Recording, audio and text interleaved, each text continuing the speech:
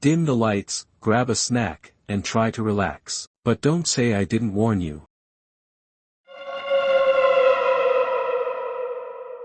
Whispers at Camp Nightstone. Camp Nightstone was nestled deep in the Pennsylvania woods, a rustic place with log cabins, a glittering lake, and no cell service. It was the perfect summer escape for kids aged 10 to 15. Parents loved it because it was disconnected. Campers whispered that it was haunted. The counselors laughed it off, until the summer of 2012. Maya, 13, was in cabin 5 with 5 other girls. The first few days passed with swimming, ghost stories, and campfire songs. But on the 4th night, things turned strange. It started with the knocking. At exactly 3:12 a.m., a slow, deliberate knock echoed across the cabin door. 3 knocks. Maya sat bolt upright in her bunk. No one else stirred, as if the sound hadn't even happened. She chalked it up to a dream. But the next night, it happened again, same time, same number of knocks. She crept to the window, heart racing. No one was outside. By the 5th night,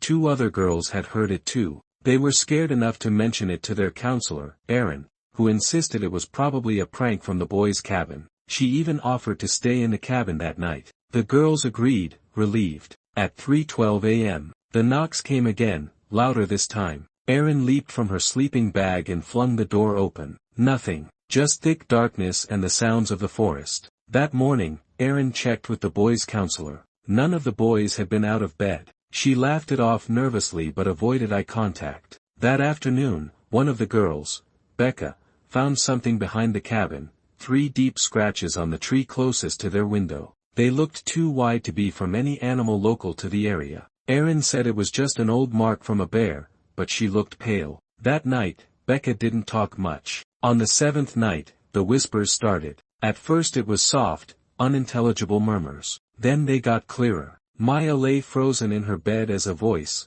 right beside her ear, whispered her name. Just once. Maya, she screamed. The entire cabin woke up to find her crying and pointing at the corner of the room. It was standing there, she sobbed, watching us. But there was nothing. The other girls wanted to leave, but the next day, the camp director told them it was just anxiety. Nightstone can stir up the imagination, she said. But they weren't imagining what they found under Maya's bunk. A small wooden figure carved crudely from tree bark, with its eyes gouged out. After they found the wooden figure under Maya's bed, none of the girls slept. Erin locked it in the supply shed and told them not to mention it to anyone. But the damage was done. Maya wouldn't stop shaking, and Becca kept muttering that it had no eyes, but it still sees. That night, Erin didn't stay in the cabin. At exactly 3:12 a.m., the knocking came again, but this time from the window. 3 taps. Sharp, deliberate. Maya's bunk was closest. She held her breath, turning her head slowly. A face stared in. Pale, hollow eyes, mouth wide open as if in mid-scream. She didn't scream. She couldn't. By the time she did, the face was gone. When Erin returned the next morning, the girls confronted her. She looked exhausted, like she hadn't slept at all. I heard things too, she admitted, voice low. Camp Nightstone was shut down in the 90s. There was a fire. Cabin 5 burned with a counselor and 4 campers still inside. The air turned to ice. Why didn't you tell us before? Maya asked. Erin hesitated. Because the director made me swear not to. She thinks it's just stories. But I found records. Old ones. They tried to cover it up. The names of the kids. One of them was also named Maya. That night, Erin stayed again. She sprinkled salt by the windows and tied string with tiny bells across the door. If it comes in, she whispered, we'll know. 3:12 a.m. came. The air in the cabin turned bitter cold. The bells didn't ring, but the salt lines had been broken, cleanly, as if swept aside by invisible feet. Erin grabbed a flashlight and turned to face the corner of the cabin. It was standing there. No eyes, no feet, just an open mouth and the faint sound of children crying. The flashlight shattered in her hand. Screams echoed from the cabin, waking nearby counselors. But when they burst in, Erin and the girls were huddled together, unharmed. But every single bedpost had been clawed, deep grooves carved in the wood. Erin quit the next day. Maya and the girls left early too. When they returned home, their parents reported the same thing. every single one of them began sleep-talking at exactly 3:12 a.m., all whispering the same words, "He's still watching." 2 months after leaving Camp Nightstone, Maya thought it was finally over. The sleep-talking faded, and school gave her distractions, but just before Halloween, she woke up one night, 3:12 a.m., to see her little brother standing by her bed. His eyes were closed. He was sleepwalking. "Maya," he whispered, in a voice too deep to be his own, "he wants you back." She screamed. Her parents rushed in. Her brother didn't remember a thing. That morning, she found pine needles scattered beneath her bed, fresh ones, just like the forest floor outside Cabin 5. By November, the others from the cabin group had all stopped answering her texts. One, Jess, had been pulled from school after waking up screaming every night. Another, Becca, had been sent to a therapist for carving figures from tree bark, eyes scratched out. Erin, the counselor, had disappeared entirely. No one at camp would talk about her. Maya couldn't take it anymore. She dug through the web, scouring local archives and forums until she found something, an old article from 1996. Camp Nightstone fire, 4 campers and 1 counselor perish. No arson suspected. The photo was grainy, black and white, but there, front and center, was a girl who looked almost exactly like Maya. Same name, same face. The girl's name was Maya Carter. Her last recorded words, according to the article: "He came through the window." Maya's hands shook. She turned off her laptop, heart pounding. The window behind her creaked. She turned slowly. Nothing. But when she stepped forward, she saw it, on the glass, smeared in condensation. "Come back." She ran to her parents. They called it stress. She begged to move. They said no. That night, the whispering came back. Not from outside, but from under her bed. Scraping, scratching. She reached down, almost in a trance, and pulled out the same figure. The one from Camp Nightstone. The one they locked in the shed. Same wood. Same gouged out eyes. She threw it away. Burned it. But when she woke the next morning, it was back, on her nightstand. Now Maya doesn't sleep. She can't. Every night at 3:12, her room turns cold. She hears crying, and whispers. And sometimes, in the mirror, she sees someone else's reflection standing behind her, watching, waiting. She's not sure how much longer she can fight it. Because last night, when she looked in the mirror, the figure was gone. And she was smiling, but she wasn't. Maya couldn't sleep, couldn't eat. The figure appeared more often now, not just in mirrors, but in reflections on windows, dark TV screens, even puddles. Always smiling. Then one night, her phone buzzed at 3:12 a.m. A message from an unknown number: "You left something behind. Come back." Attached was a photo. It was of Cabin 5, but it wasn't old. There was fresh smoke coming from the chimney. She was done being afraid. The next morning, she packed a bag, left a note for her parents, and took a train and a cab all the way to the outskirts of the forest. By dusk, she stood at the old camp gate, rotting wood, vines curling around the faded sign, Camp Nightstone. It had been shut down since that summer. She hiked the trail to the cabins, past the lake now covered in algae. The docks collapsed. Cabin 5 was still standing. A miracle, or a curse. Its door hung open like a mouth waiting to swallow her whole. Inside, everything was as they'd left it. The claw marks, the salt lines, the bunk beds, and something else. On the far wall, someone had carved a message: "T.O. leave, you must remember." Suddenly, the air turned frigid. Footsteps echoed behind her, though she was alone. Then came the whispers, louder than ever. Crying, screaming, laughter. The lights flickered though there was no power. And from the shadows stepped the figure. No eyes, no feet, no name. But this time, Maya didn't run. "You were one of us," it said in many voices at once. "You burned here, long ago, but you were never buried." Maya's vision twisted. Fire. Screaming children. A girl at the window. Her. She remembered. A life before this one. A summer long ago. The smoke. The flames. The deal she made to escape, leaving the others behind. They hadn't forgotten. "You have to finish it," it said, "or we'll keep coming back." Maya fell to her knees. How? Stay. The cabin doors slammed shut. And by morning, when local police investigated after a hiker's report, they found Cabin 5 strangely intact. Dusty but undisturbed. Except for a new wooden figure on the floor. gouged out eyes, and a familiar necklace around its neck, Maya's. She never came home, but every summer since, at exactly 3:12 a.m., anyone sleeping near those woods hears 3 knocks, and the whisper, "Come back." The Camp Hollow Lake drownings. In the summer of 1998, Camp Hollow Lake reopened after being closed for over 10 years. They never advertised why it had shut down. Locals whispered about a boy who drowned, but no records were ever made public. Still, when the camp reopened under new management, dozens of families signed their kids up. 17-year-old Daniel was one of the junior counselors. He had no idea what had happened there, just that the lake looked eerily still, even on windy days, and that the woods surrounding it were always unusually quiet. The first incident happened on day 3. A 10-year-old boy named Liam wandered off during a scavenger hunt. When they found him hours later, he was standing ankle-deep in the lake, completely silent, staring across the water. His lips were blue, and he didn't speak for 2 days. When he finally did, all he said was, "He told me to wait in the water." No one could figure out who he was. Later that week, Daniel stayed behind to clean the boathouse while the others were at the mess hall. The sun was just starting to set when he heard the sound,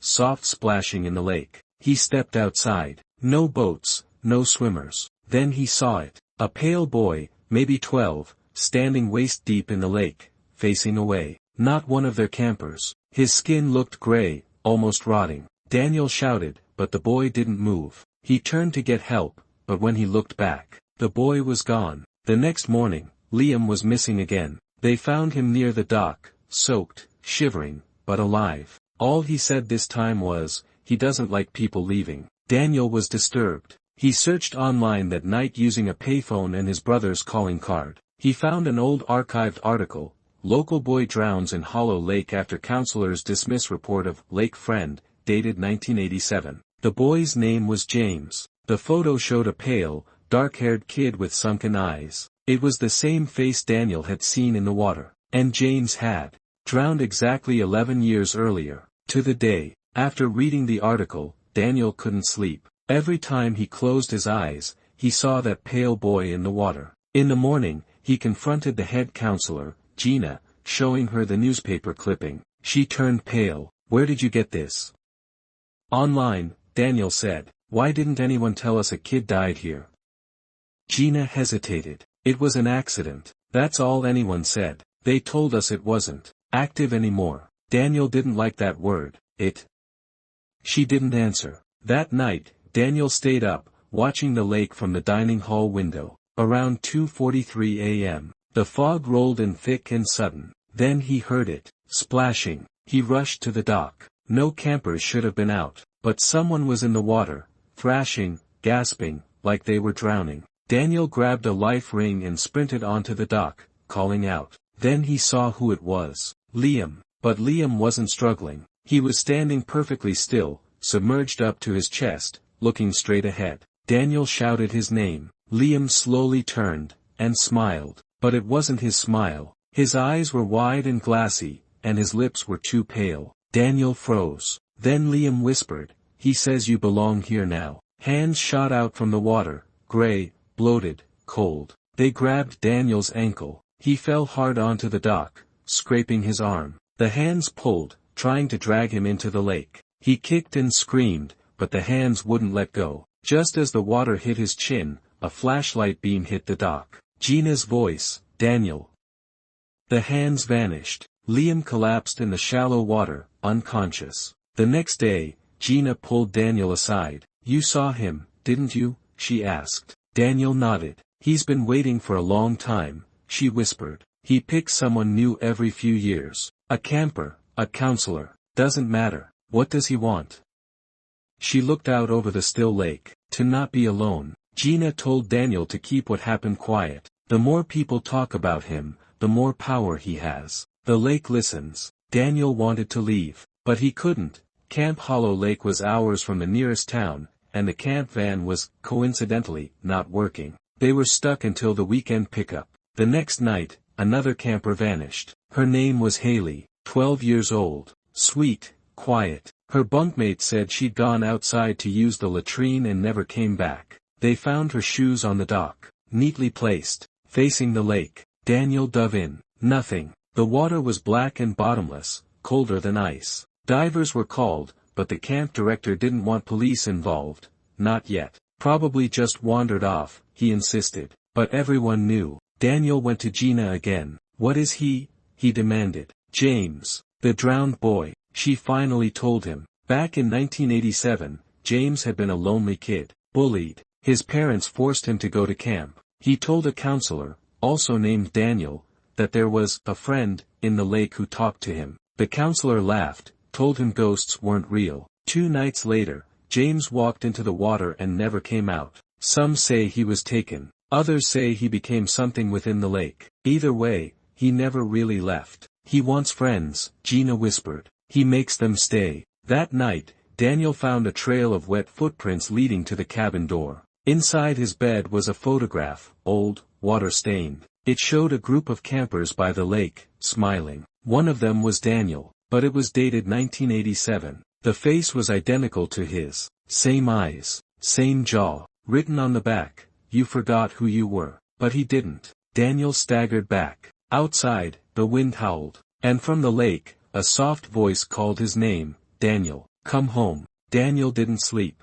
He sat on his bunk, the old photo in his lap, watching the door. At 3 a.m., the camp grew still, too still. Even the crickets stopped chirping. That's when he heard it, drip, drip, water on the floorboards. He turned. Wet footprints were spreading across the cabin, heading toward him, step by step. Daniel grabbed his flashlight and ran. Out the cabin, down the hill, toward the lake. The moon hung over the water like an open eye. He heard it again. Daniel, but this time, it came from inside his mind. Not just a sound, but a pull, like something was reaching into his memory, unlocking things he didn't remember forgetting. Flashes hit him, a wooden cabin burning, screaming voices, his own hand, reaching toward a pale boy in the water. Then, blackness. He had been there before. He had been a counselor at Hollow Lake, over 30 years ago. But he never left. Not completely. I drowned, too, he whispered. Didn't I? The water rippled, and from it rose James. Not as a ghost, no longer a boy. His face was cracked like porcelain, his limbs longer than they should be, water dripping endlessly from his skin. Eyes pitch black. You promised, James said. You said you'd come back. Daniel backed away. I didn't remember. But now you do, James said. So you stay, forever. Hands rose from the lake again. Dozens. Pale, wet. They reached for Daniel. But Daniel turned and ran, not away from the lake, but straight into it. He dove in. The cold hit like stone. The hands grabbed him, pulled him down, but he fought back. Deeper, faster, until he reached something at the bottom. A skeleton, shackled, his own. Daniel screamed underwater, and the lake shuddered. He touched the bones, and suddenly, everything went white. Daniel woke up on the dock, coughing water, soaked to the bone. Gina stood over him. So did Liam. Alive. The sun was rising. Later that morning, police were called. The camp shut down, for good this time. Divers never found Haley's body, but the lake was declared unsafe, and fenced off. Daniel never returned, but he sometimes dreams of James, still waiting at the bottom of the lake. Still whispering, I'm not alone now, you're just like me. The girl at Thunder Ridge. In the summer of 2009, I worked as a camp counselor at a small, rustic summer camp in rural Oregon. It was called Camp Thunder Ridge. Remote. No cell signal. Just pine trees, a lake, and about 60 campers. The weirdness started during the first thunderstorm of the season. I remember it because it was the first heavy rain we'd had all week, and all outdoor activities were cancelled. I was stuck inside cabin 3 with 8 girls, ages 9 to 11. They were playing cards and whispering stories while rain tapped against the windows and thunder growled over the hills. Then one of the girls, Katie, asked me something strange. Who's the girl in the yellow dress? I blinked. What girl? The one that was looking in the window. I laughed, thinking she was trying to scare the others. But Katie's face was dead serious. So were 2 other girls who nodded. She was standing there, said Nora, the quiet one, just smiling. I went to the window. Nothing there. Only dark trees and rain. Probably just lightning, I told myself. That night, after lights out, I sat by the window with a flashlight and a book. The storm hadn't let up. Around 2 a.m., I heard a soft knock on the cabin wall. Not the door, the wall. I stepped outside, thinking maybe it was a branch or a kid playing a prank. Then I saw it, bare, wet footprints, small, barefoot, leading around the cabin. No shoes, no tracks leading away, just ending at the wall. The next day, I asked around. The camp director looked uncomfortable. Old camper legend, he said, goes back decades. Supposedly a girl died here in the 70s, got struck by lightning on the ridge trail during a storm. They say she still walks the camp during rain. I laughed it off, but the next time it rained, the power went out. And when I walked past the mess hall, the dining room windows had handprints on the inside. The camp hadn't been unlocked yet that morning. After the handprints on the mess hall window, I told myself someone was playing tricks, maybe one of the counselors, but something didn't sit right. The handprints were small, child-sized, and they were on the inside of a locked building that no one had opened yet. No sign of a break-in, no footprints in the mud leading to the door. That day, I asked one of the older maintenance guys, Pete, if he'd ever heard of the girl in the yellow dress. He didn't even blink. Yeah, he muttered. Her name was Lily, I think. Back in the 70s, got separated from her group during a thunderstorm. Lightning hit a tree near the ridge trail. They found her a week later, face down in a runoff ditch. She drowned. Still had on that yellow camp dress. I asked if the story was true. He gave me a long look and said, I don't make up stuff I don't want to remember. That night, rain came again, and thunder. I was in cabin 3 again, flashlight in hand, watching the window like before. The campers were asleep, at least I thought they were. Then Katie sat up in bed and said, flatly, she's outside again. I turned toward the window. Nothing. Then lightning struck, and for just a second, in the flash, I saw her. A girl, maybe 10 years old, thin, soaked, blonde hair plastered to her face. And yes, she was wearing a faded yellow dress, just standing there in the storm, smiling. I burst out the door and ran into the rain, shouting, Hey! Hey, are you okay?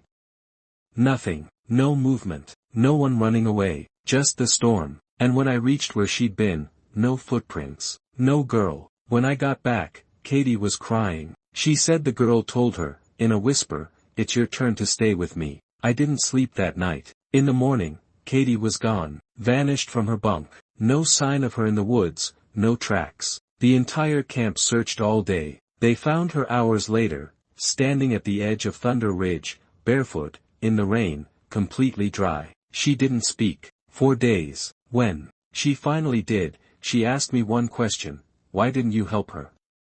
Katie's question haunted me, why didn't you help her? I didn't even know who her was. Lily? The girl in the yellow dress? I tried talking to Katie again later that week. She was different, quieter, pale, withdrawn, wouldn't play with the others, wouldn't go near the windows when it rained. She kept drawing the same picture over and over, a stick figure girl, standing alone under dark clouds, surrounded by lightning bolts, always smiling. I showed the drawing to Pete, the maintenance guy. He sighed. Same thing happened in '96, he muttered. Kid went missing, found her on the ridge, dry in a thunderstorm, didn't speak for a week, drew the same damn thing. I asked what happened to that girl. Pete looked me straight in the eye. She hung herself a year later, in her bedroom. Parents said she kept talking to someone in her mirror. After that, I started researching. Dug through old camp yearbooks, accident logs, anything I could find. There was a Lily Matthews, 10 years old, died July 3, 1974. Listed as an accident. But a note at the bottom of the incident report read, body showed signs of blunt trauma to the head, inconsistent with drowning. No lightning strike reported in the area that day, which meant someone, or something, lied. The next storm came on the 4th of July. Power went out again. Thunder rolled. Rain slammed the roofs. I was alone in the arts and crafts cabin, cleaning up after the campers had gone to dinner, when I heard humming. A child's voice. Soft, off-key. Then came the sound of wet footsteps behind me. I turned slowly. There she was, Lily, standing in the corner, soaking wet. Blonde hair stuck to her cheeks. Her yellow dress was stained and torn. She didn't speak, just looked at me, eyes empty. Then she raised her hand and pointed toward the mirror hanging over the supply shelf. The glass was fogged, and in the fog, written by an invisible finger, "We" were 3 words. "You were there." Lightning struck just outside. The mirror shattered. When I looked back, she was gone, but my shoes were soaked, even though I hadn't moved. That night, I didn't go back to the cabin. I sat in the camp office, flipping through the old yearbook again, trying to find answers. That's when I saw it. A group photo of the 1974 counselor team. Most of the faces meant nothing to me, until I saw the last one. A teenage boy, tall, brown hair, serious expression. His name was Thomas R. Ellison, my full name, same last name, same nose, same eyes. My heart dropped. I called my mom the next morning and asked if we had any relatives who worked at Camp Thunder Ridge. She hesitated, then said, "Your Uncle Thomas. He died when he was 17. Why? How did he die?" A pause. "He drowned." I asked where. Another pause. "Thunder Ridge." It was ruled an accident, but no one ever really believed that. I ended the call, shaking. Lily didn't just drown in 1974. Neither did my uncle. There was something wrong with the camp. Something that returned during storms. Something that trapped people in time, in memory, held them there. That night, the final storm came. Like it knew the truth had been uncovered. Wind tore through the camp. Trees cracked. Power gone. And in the lightning flashes, I saw Lily everywhere. At the window. In the lake. Standing at the edge of the ridge trail. She wasn't smiling now. She was crying. I followed her. Through the rain. Up the ridge path. At the top, she stood by the same crooked tree where she'd died, soaked and shivering. "Why didn't he help me?" she asked, barely audible over the storm. Then I understood. She wasn't talking to me. She was talking about my uncle. He had been there the day she died. He let her drown. And now I was the only piece of him left. "I'm sorry," I whispered. Lily looked at me, then faded with the rain. Just like that. The thunder stopped. In the morning, the sun rose. Katie smiled again. The handprints on the windows never came back. Camp Thunder Ridge closed for good that summer. But every time it rains, I still dream of her. A girl in a yellow dress. Standing in the storm. Waiting to be seen. The Echo Pines incident. In the summer of 2016, I worked at a wilderness-based summer program called Echo Pines Camp, deep in the forests of northern Montana. It wasn't like a normal camp, no cabins, no Wi-Fi, just tents, trails, and total immersion in the woods. We stayed out there for weeks at a time. By the 3rd week, the kids were used to roughing it, but I was starting to notice odd things. One night, I was hiking back alone from the latrine area when I heard something behind me. Not footsteps, more like whispers. I turned. Nothing. Next day, one of the campers, Jonah, came to me. "We heard you talking last night," he said. I hadn't spoken a word. He insisted. "You were outside our tent, saying the same thing over and over." What was I saying? Jonah's face went pale. "You said, 'I'm still here. I'm still here.' Again and again. Like, broken." I laughed it off. Probably a dream. But that night, another camper, Mira, swore she saw someone standing near the fire pit long after everyone had gone to bed. "It looked like you," she said. "But your face wasn't right." Things escalated fast. On the 5th night, I woke to find all the campers in my group standing outside their tents, eyes open, completely still. I shouted, snapped them out of it. They had no memory of getting up. All they remembered was the sound of something moving between the trees, a voice that sounded like me, calling them one by one. I reported everything to the camp lead. She pulled me aside. "You should have never said her name out loud," she whispered. I stared. "What name?"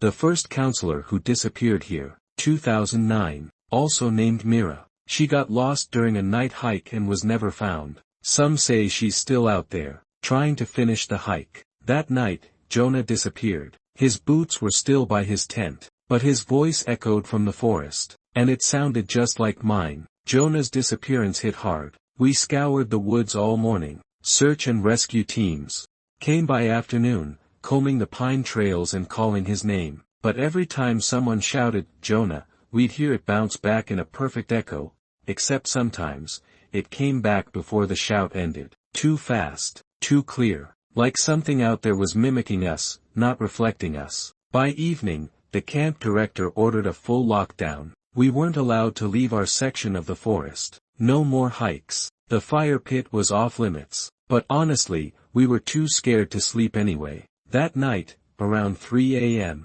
I heard movement outside my tent. I unzipped the flap and froze. It was Jonah. Or, something that looked like Jonah. He stood completely still, eyes glassy, mouth slightly open, clothes soaked, like he'd been walking through a river. But his feet were clean, no mud, no scratches. Then, without moving his lips, he said in my voice, "I'm still here. Don't leave me." I shouted for help. Flashlights flicked on. By the time the others came, Jonah was gone. But where he'd stood were 2 sets of bare footprints, leading deeper into the forest. One of the other counselors, Megan, told me something later that chilled me. "I was here the summer Mira vanished," she said. "She was always hearing things, echoes that didn't line up. She said the forest remembered things, voices, people, like it stored pieces of you if you stayed too long." She paused. She started forgetting her own thoughts. Said she couldn't tell what was hers and what was the forest repeating.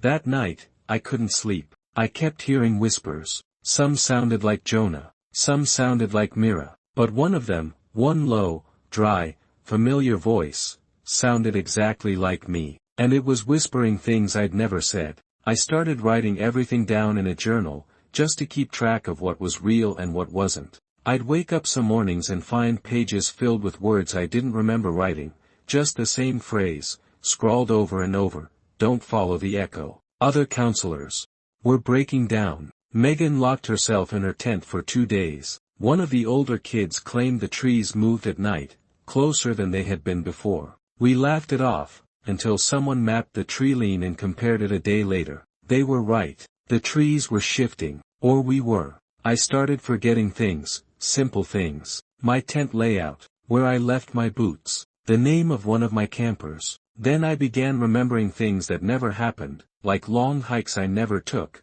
conversations I never had. But they felt real, like memories the forest had fed me. One night, I woke to find Jonah, real or not, standing over me again. He leaned close and whispered, "She's almost done copying you." The next day, Mira, the camper, not the vanished counselor, began drawing trees. Just trees, hundreds of them, all with faces in the bark. When I asked her about it, she didn't look up. "She's in the route now," she said flatly. "She's learning how to walk again." I reported it. We all agreed, the K. The next morning, 3 of the kids didn't wake up. They weren't dead, but they didn't speak, move, or respond. Just stared straight ahead, as if something else was inside, wearing them like skin. I packed my things and decided to hike out, alone if I had to. I knew it was a gamble, but staying meant something would get in, and I wasn't going to let that happen. But before I left, I checked my journal. All the pages were blank, except the last. A single line, written in my handwriting, but I didn't write it. "You're not the original anymore." I ran, through the trees, past the broken sat point, across the moss-covered ridge. Every now and then, I'd hear someone behind me calling my name in my voice. I never turned around. Not once. It took me 13 hours to find the ranger station. I collapsed inside, sobbing, filthy, shaking. A search party returned to the site 2 days later. They found the camp, but not a single person. No kids, no counselors, no gear, only tents, collapsed, moss-covered, empty, as if no one had been there in years. They say I imagined it. A psychotic break, maybe, forest isolation. But I remember every whisper, every echo, every copied thought that didn't belong to me. And sometimes, late at night, I hear footsteps outside my apartment door. When I look out the peephole, there's no one there. But sometimes, I hear myself laughing on the other side.